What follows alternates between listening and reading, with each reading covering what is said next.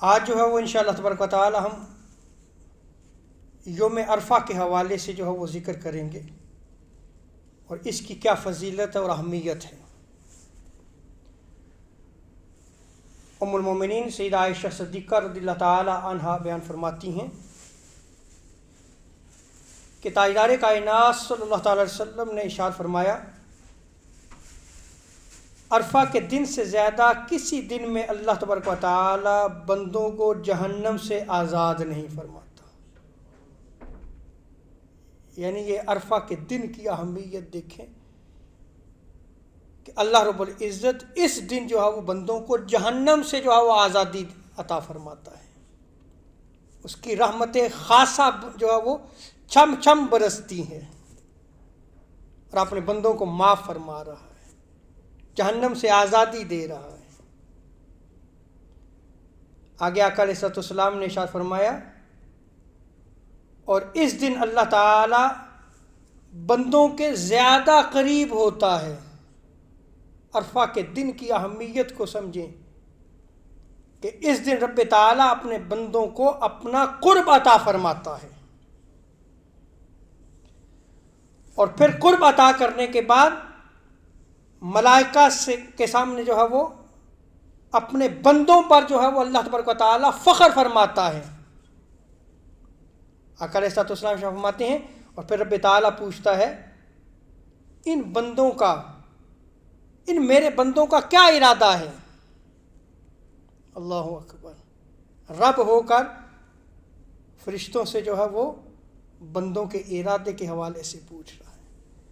اور بندہ مومن کا جو سب سے بڑا ارادہ ہونا چاہیے وہ اللہ کی بخشش و مغفرت ہونی چاہیے، اللہ کی معافی ہونی چاہیے کہ وہ باری تعالی ہمیں معاف فرما دے، اس کی رضا ہونی چاہیے۔ یہ سب سے بڑا عظیم ارادہ ہے۔ اس روایت کو صحیح مسلم میں نقل کیا گیا۔ دوسری روایت میں آتا ہے، ام المومنین حضرت عائشہ صدیقہ رضی اللہ تعالی عنہا بیان فرماتی ہیں کہ تاجدار کائنات صلی اللہ تعالی علیہ وسلم فرماتے ہیں کہ اس دن کو 1000 دن کے برابر جو ہے وہ قرار دیا گیا ہے۔ اللہ اکبر، تاجدار کائنات صلی اللہ علیہ وسلم اس دن کو یعنی عرفہ کے دن کو 1000 دن کے برابر قرار دیا کرتے تھے، گویا اس دن کی ایک نیکی دوسرے دنوں کی 1000 نیکی کے برابر ہوگی۔ یہ ذکر اذکار بھی نیکی ہے، عبادت کرنا بھی نیکی ہے، اسی طرح کسی کو راضی کر لینا یہ بھی نیکی ہے۔ کوئی ناراض ہے اس کو راضی کر لینا یہ بھی نیکی ہے۔ کسی کے بارے میں آپ کے دل میں بغض ہے، حسد ہے، کینہ ہے، اس دن کو اگر آپ اللہ کو راضی کرنے کے لیے اپنے دل کو پاک اور صاف کر لیتے ہیں تو یہ بھی نیکی ہے۔ رشتہ داری اگر توڑی ہوئی تھی، اس دن جو ہے وہ آپ قطع رحمی کی بجائے جو ہے وہ صلہ رحمی کا جو ہے وہ ارادہ کر لیتے ہیں تو یہ بھی نیکی ہے۔ کسی مصیبت زدہ کی مصیبت کو دور کرتے ہیں یہ بھی نیکی ہے۔ گویا اس دن اگر آپ ایک نیکی کریں عرفہ کے دن کے، ایک نیکی جو ہے وہ 1000 نیکیوں کے برابر ہوگی۔ اور تاجدار کائنات صلی اللہ تعالی وسلم ارشاد فرماتے ہیں کہ عرفہ کے دن سے زیادہ شیطان کو ذلیل، حقیر، کمینہ اور غصہ میں نہیں دیکھا گیا، اور یہ اس لیے کہ عرفہ کے دن اللہ تبارک و تعالی کی رحمتوں کا نزول ہوتا ہے، اس کی رحمتیں چھم چھم برستی ہیں۔ اور آقا علیہ السلام فرماتے ہیں کہ اللہ تبارک و تعالی اس عرفہ کے دن بندوں کے بڑے بڑے گناہ معاف کر دیتا ہے۔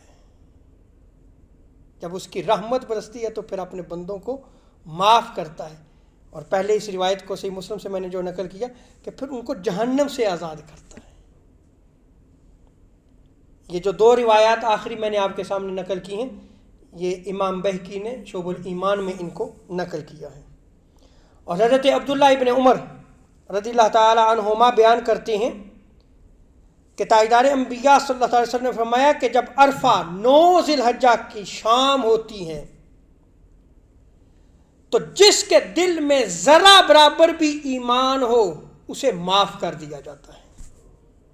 ذرا برابر بھی ایمان ہو رب تعالیٰ اس کو معاف فرما دیتا ہے۔ ایک شخص وہاں پہ موجود تھا، عرض کی یا رسول اللہ صلی اللہ علیہ وسلم یہ فضیلت اہل عرفہ کے لیے کہ جو عرفہ کے میدان میں موجود ہیں یہ ان کے لیے خاص ہے؟ تو تاجدار کائنات صلی اللہ علیہ وسلم نے ارشاد فرمایا نہیں، ان کے لیے تو ہے ہی، بلکہ یہ عام لوگوں کے لیے بھی یہی ہے۔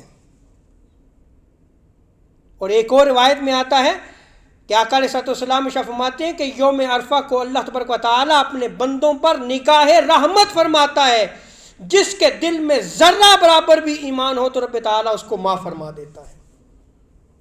تو یہ فضیلت اہل عرفہ کے لیے بھی ہے اور عام لوگوں کے لیے بھی ہے۔ اور عرفہ کے دن کا روزہ رکھنا، آقا علیہ الصلوۃ والسلام ارشاد فرماتے ہیں، حضرت ابو قتادہ رضی اللہ تعالیٰ عنہ اس روایت کو نقل فرماتے ہیں کہ یوم عرفہ 9 ذی الحجہ کے روزہ کے متعلق جب پوچھا گیا تو آپ نے فرمایا کہ یہ روزہ 1 سال کے گزشتہ اور 1 سال کے آئندہ گناہ جو ہے وہ رب تعالیٰ جو ہے وہ مٹا دیتا ہے۔ یہ اس دن روزہ رکھنے کی فضیلت ہے۔ اللہ تبارک و تعالیٰ جو ہے وہ ہمیں عرفہ کے دن کی فضیلت اور اہمیت کو سمجھنے کی توفیق عطا فرمائے۔ وما علینا الا البلاغ المبین۔